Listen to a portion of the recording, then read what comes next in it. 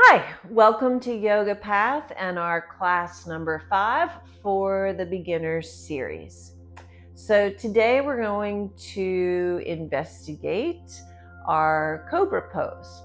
Cobra Pose is a back bend, and what I would like for you to please have in place are any props that you have discovered that your body needs for tabletop pose and child's pose, because we're going to use tabletop pose to move into our back bend, and we're going to then counter that movement with a child's pose so that you're not moving from practicing a rather strong back bend to then hopping up to go about your business, because not everyone's back appreciates that kind of movement.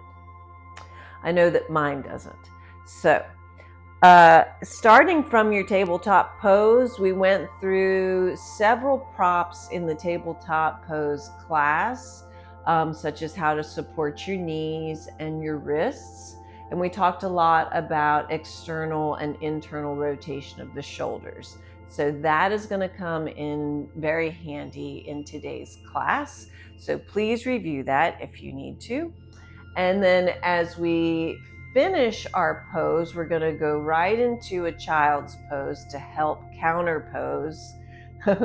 Counter pose, a lot of pose words going on here, but to counter pose the back bend that we've done. And we went through a lot of props again for knees, ankles, and hips, and your forehead. So again, anything that you need in order to allow the body to move easily from one position to the other, I would suggest setting that as a goal instead of accomplishing a pose so that you look like you can pose on a magazine cover, because it's not about perfection. And that's something that I have to tell myself all the time, especially when I'm making these videos and I go back and I look at them.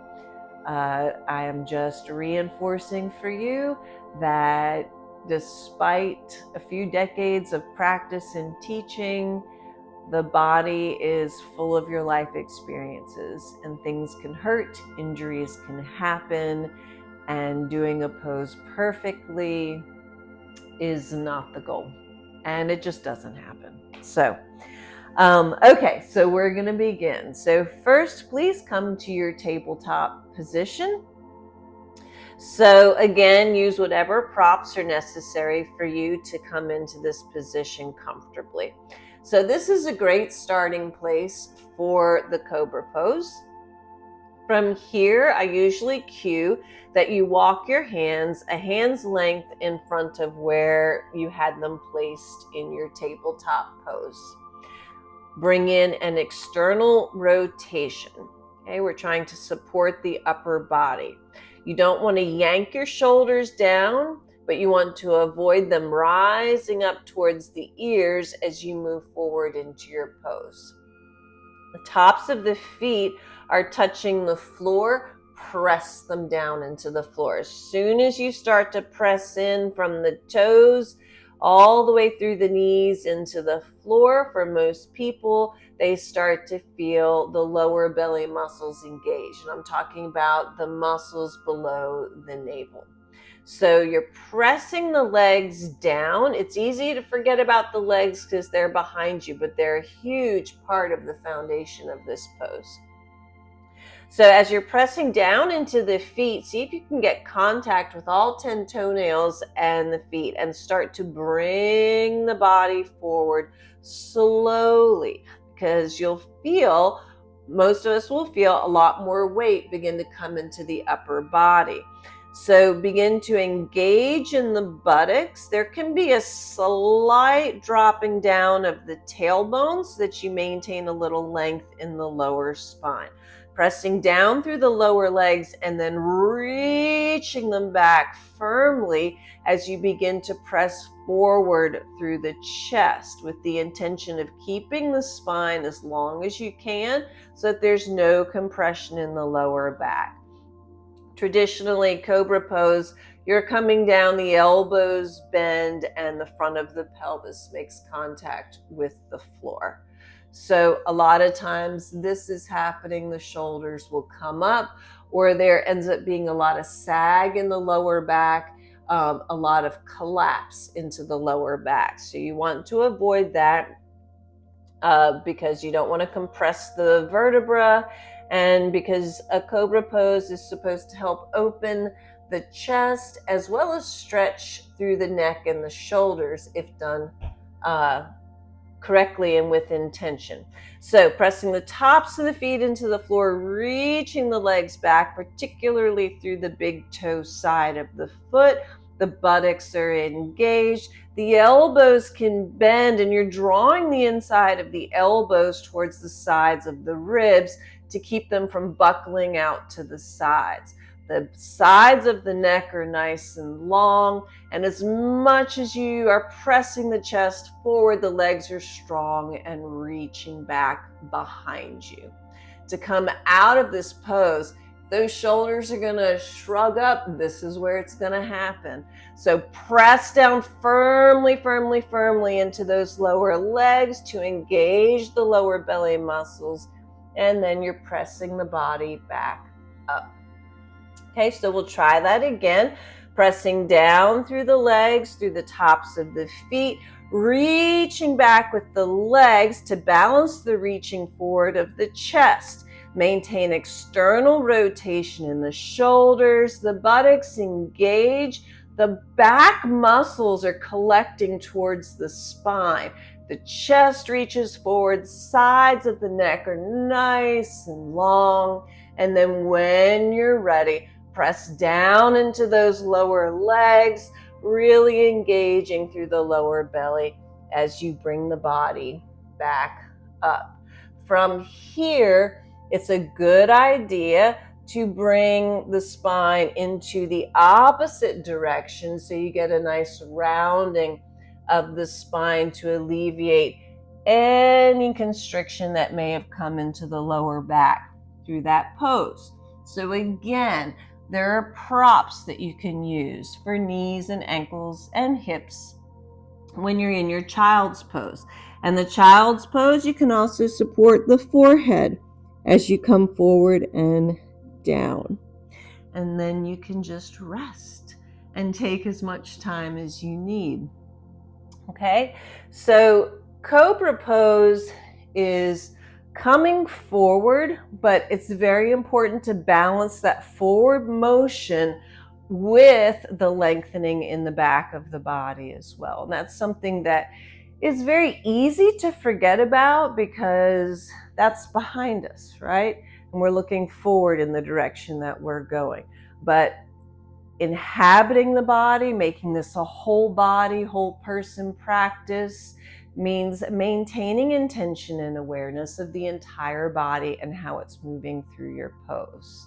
So again, I suggest watching tabletop class, watching the child's pose class as you move forward into this Cobra Pose.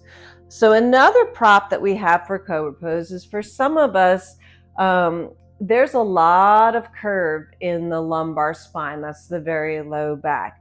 And so it's very difficult, and it may have nothing to do with arm strength. It's just bringing the pelvis forward, because as soon as you lie down on your belly, you're already in a back bend. Okay, so having a blanket, and you can fold it any height that you need in order to support the pelvis and to prevent you from dropping too low.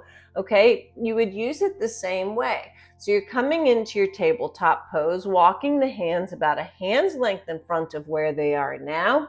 Tops of the feet, lower legs press into the floor, but as you come forward, that blanket helps to catch again, it's bringing the floor towards you instead of you forcing your body to go lower than it's ready to go.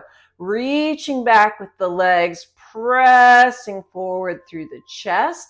It also takes some of the weight out of the arms so that it gives you more time to help build the strength that's needed in the arms, particularly through the back of the arms and the triceps. And then as you exhale, you're still using those legs. Press down through the lower legs to engage the belly. And then you can still walk those knees forward, ease the hips back, using any poses that you need to in your child's pose before releasing the forehead down towards the floor. Your blanket, stacked arms, a block, all those props that we went to. So using a blanket underneath my hips, that helps me. That actually feels a lot better in my body. And when I teach a class, I really like for myself, and I encourage my students to move a lot slower than what may be more of a studio, general public studio class that you may go to, where you're moving a little faster from one pose to the other. Moving slower really helps to keep the movement intentional, mindful, and it helps to develop the strength and the flexibility necessary so that if you do end up in a place where you're moving a lot more rapidly from one pose to the other, you can do so with a lot more safety. So I hope that this helps as you are moving in and out of your new pose that we have learned today. We have one more class to go through. That's Shavasana, which is the final resting pose. And once we get to that pose and we go through it, and that is almost everybody's favorite pose because you just get to lie there. And after we get through that pose, then we have enough poses that we have studied so far that we can put them all together into a true beginner's sequenced class for you.